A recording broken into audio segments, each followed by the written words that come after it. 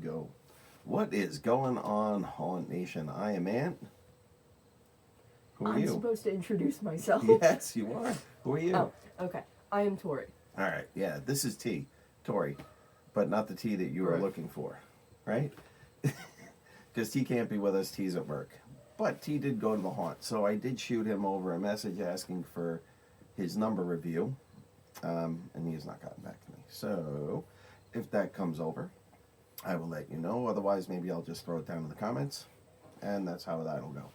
Anyway, this is going to be our review for Brighton Asylum in Passaic, New Jersey for the 2025 haunt season.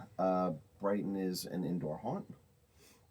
We've been there many, many times. The owner's a really nice guy. Have met him and talked to him.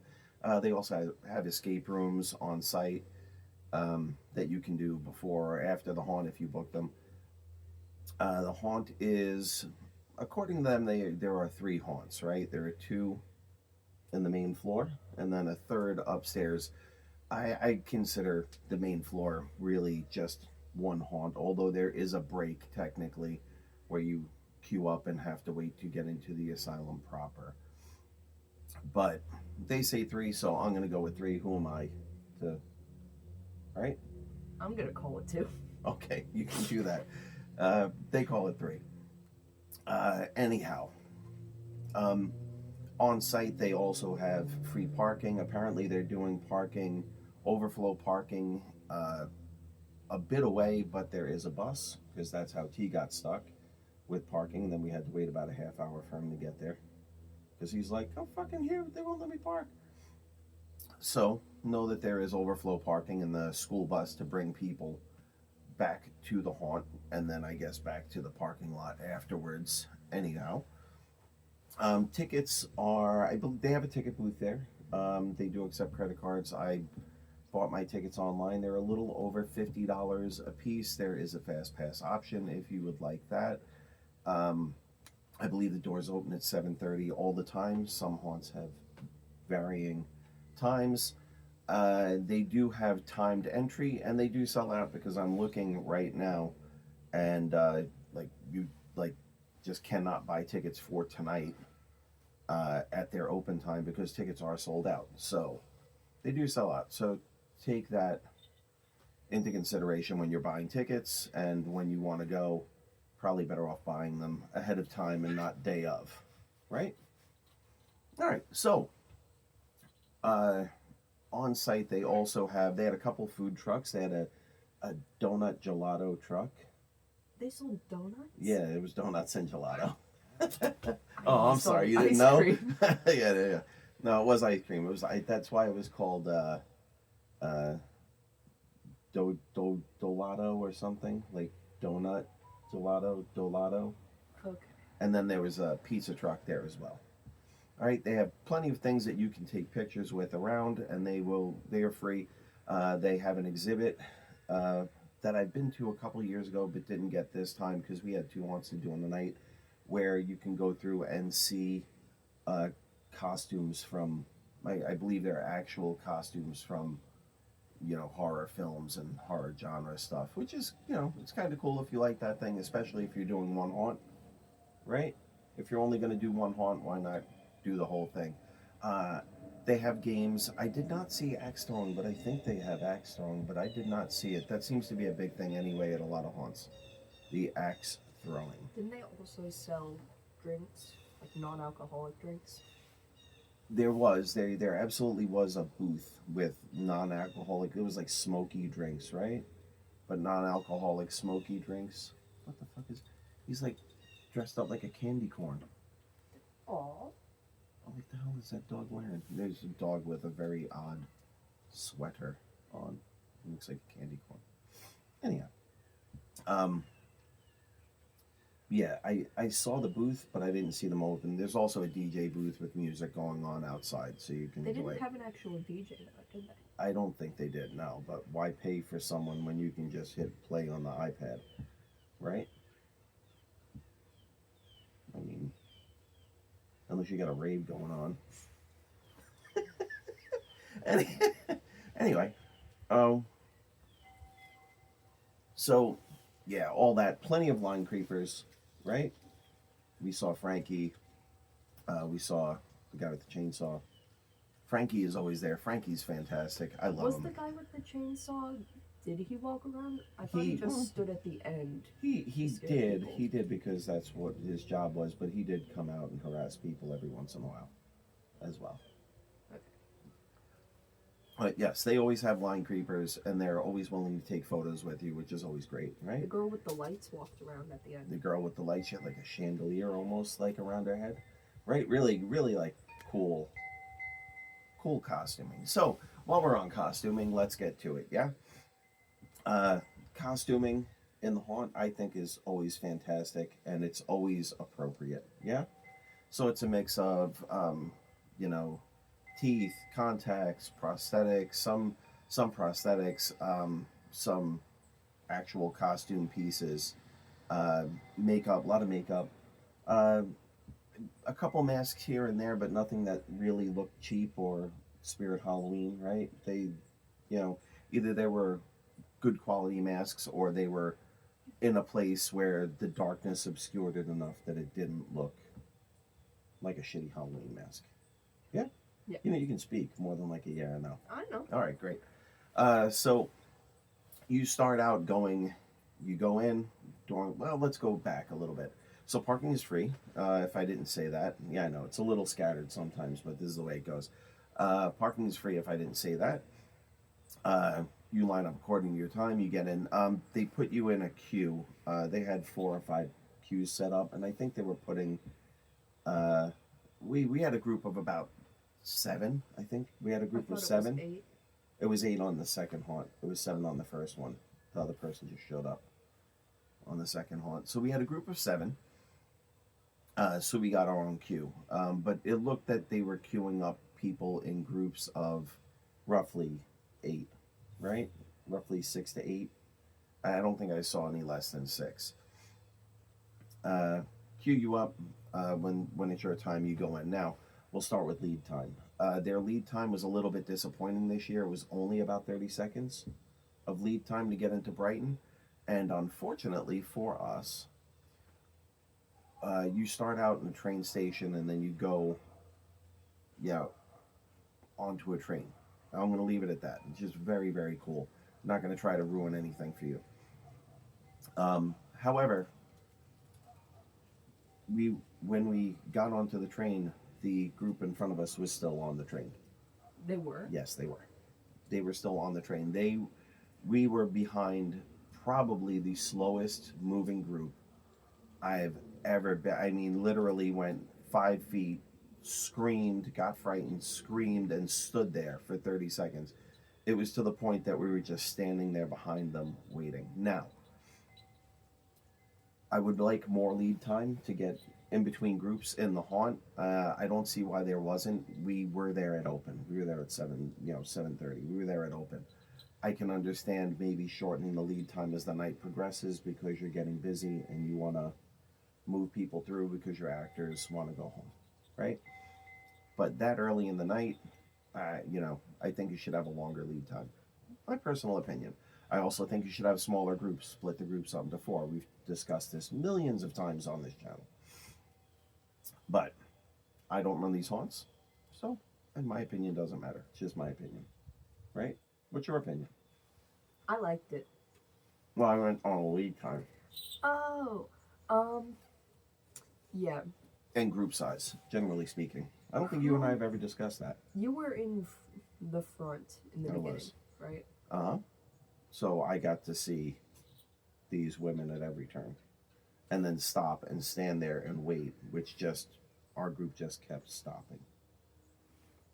But I'm generally speaking, I mean, like, what do you feel about lead time? What do you think is an appropriate lead time for a haunt? Probably a minute. There are a lot of deer in headlights. Yeah, and I do think that the actors in the haunt should be pushing people through, as rather than jumping out in front of them necessarily all the time and stopping them. If you jump out behind them, they'll move. Also, what do you think about group size? Meow. That's Dexter. He's just being annoying. Group size. What do you think about group size? I don't know. So Tori's new to reviewing haunts, as you can tell, because she doesn't have a lot to say. She probably does have a lot to say. She's just not saying it, because when she has shit to say, she just doesn't stop, right? However, yes, meow. However, I personally think a group size of 4 or smaller is ideal, because then you don't miss anything. When you have larger groups, they tend to be spread out. Somebody up here will trigger something, and somebody at the end won't see it. And sometimes things are made to trigger a little later, and then the guy in the beginning is not going to see it, or the girl in the beginning. So, let's talk about the sets in Brighton Asylum. How were the sets? They were awesome. Really nice, right? Gorgeous sets, movie quality sets, always. They really do a great job with their costuming and with their set work. Their actors also appropriate, right? They're all doing what they're supposed to do. They're all very into it. Nobody's breaking character, right? Just all around great. The flow of the haunt, right? Everything seemed to flow intelligently, right? It had like one concurrent theme, or a theme that flowed into the next, into the next, into the next. Talking downstairs. Downstairs was the part that confused me. What confused you? I don't know. You don't know. You were just confused by not knowing. Anyway. Okay, she doesn't know. But I think it has a great flow. I think you start a journey at the train station. You wind your way through the underground and the sewers until you arrive at the asylum proper, which is where they stop you and cue you again. Now, this is where my problem with the haunt itself started. There was a line building behind us. 100% there was. And the reason there was because of the 4 women that were in front of us. So when they got to the entrance of Brighton, the woman put them through, and then I was like, we're not in their group. And she's like, it doesn't matter, the line's too big, go anyway. And then she pushed our entire group through. Half of our group Through with them, which just kept the experience miserable, because not that we wouldn't have caught up with them in a matter of seconds, because the rest of our group caught up with us in short order, but I thought that kind of sucked. That I'm guessing whoever else they were queued with had been so far ahead of them, because they kept stopping, that they'd already gone through. And by the time, there was nobody online for the asylum by the time they arrived, but they had caused such a backup. But that was where I was like, I wasn't overly thrilled with that, but it is what it is. We would have caught up to them again anyway. You go through the asylum, see different parts of the asylum, right? They have some new sections with some really cool lighting, let's say, right? Like the glowing hallway. The glowing hallway? Yeah, you don't remember the green glowing hallway? No. With the green balls hanging. That part. Okay. So they have some really cool stuff with some cool lighting, experimentation. You wind up getting out of the asylum through the woods through the house, and the flow is just flows as if it is a continuous experience, not like different experiences. Through to the end, and then first floor over, then you head on up to the second floor. That's where my second problem started, because there was literally no one waiting on the second floor when we walked up, and the person on the second floor was just waving everyone through, right? Waving everyone through. So we wound up again in a conga line of people up on the second floor, because the person up there just wasn't queuing anyone. They were just waving everyone through. again, at the end of the night, I get it. You know, 20 minutes after your haunt opened, 30 minutes after your haunt opened. I know it's a busy night. I know it's one of the busiest nights of the season, but, you know, you can't sacrifice, I don't think. You sacrifice things to move things along faster, right? Right? If you were a chef, you wouldn't half cook the fucking food to get it out faster, right? Or send out overcooked food. You want everything to be perfect. But that said, upstairs has a little bit less of a flow, although we did see a really cool new addition to the upstairs that everyone that walked through it was like, oh shit, that's really cool. Not going to spoil it for you. We want you guys to experience it. After the season, maybe we'll spoil it. You know, we'll talk about some other stuff after the season, some of the highlights maybe. However, second floor was great as well. Again, really, really cool props, really cool scenery. The flow is a little bit broken up there. Some of it just doesn't flow as well as the downstairs. Like you're in a house, and then you're in an asylum, then you're back, and you're in a greenhouse kind of thing. But I've been assured that they are working, and they always do. Honestly, they always do. They work on stuff, they change stuff, they add stuff, they take things away, they put in new things. So all that said, when you're all done, exit through the gift shop. You know, go by the gift shop. You don't actually exit through the gift shop. You exit where you exit. And then there is a gift shop on site that had some things. They had a couple T-shirts and some masks and things of that nature to sell. Not the biggest gift shop I've seen, but it's there. Other than that, you got anything to add? Are you going to talk about the end that you didn't like? No.